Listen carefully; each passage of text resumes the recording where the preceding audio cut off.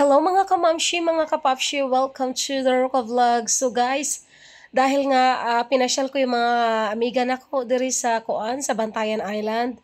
So ang second stop namo kay sa The Ruins kay syempre dili gyud sila mosugot kung dili sila makaari og The Ruins kay ingon pa sila dili makumpleto ang imong bakasyon kung dili ka makapapicture og makasuroy og makaambak aning lugara kay syempre very famous gyud ning lugara diri sa Bantayan Island kay di gyud sila masugod kay ingon pa sila para jud kuno mo tuo nga nakaari sila Bantayan Island kinahanglan nimo magpa-picture sa The Ruins. So sobrang nag-enjoy ang akong mga amiga kay diri libre walang entrance og kanang attractive kay siya no kung magpa-picture ka ug wala ko nagdahom nga ang akong anak naa po diri kanang nakaitumog short kanang binata na kanang brown og color ako nang anak kay ngano gikan po ni siya Cebu City na nagbakasyon ang akong anak kay nag-celebrate og New Year diri so wala ko nagdahom nga makit-an pud nako ang akong anak diri kauban ang iyang mga amigo. So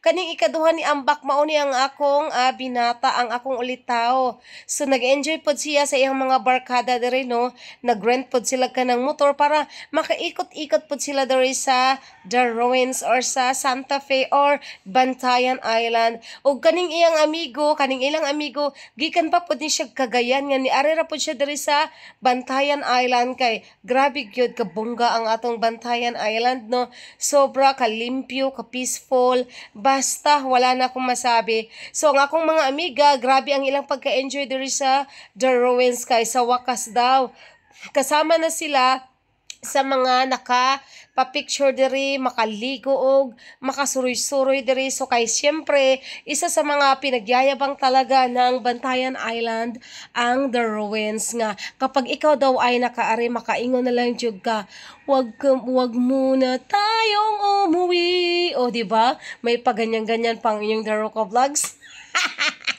Yung pala naubusan ang sasabihin. Kaya ikanta na lang natin ng wag muna tayong umuwi. Pero bitaw guys no, ang kaning akong mga amiga, one day ragyud ni ang ilang visit diri kaya gisulit nila ang tanan kay pag-abot nila diri sa buntag pagkagabi balik dayon sila og Cebu kay syempre ang usa namo ka amiga gikan pa na siya og Mindanao. Kaya naghahabol talaga ng oras para lang mapasyalan ang lahat. So sobrang nag-enjoy talaga kay pagkahuman ani nila diri sa Bantayan Island muadto na pud sila og South Cebu kay muadto na pud sila og Simala. So ganon sila ka hyper pagdating sa pasyalan. Bonggesyos talaga ang datingan ng aking mga Jumiga.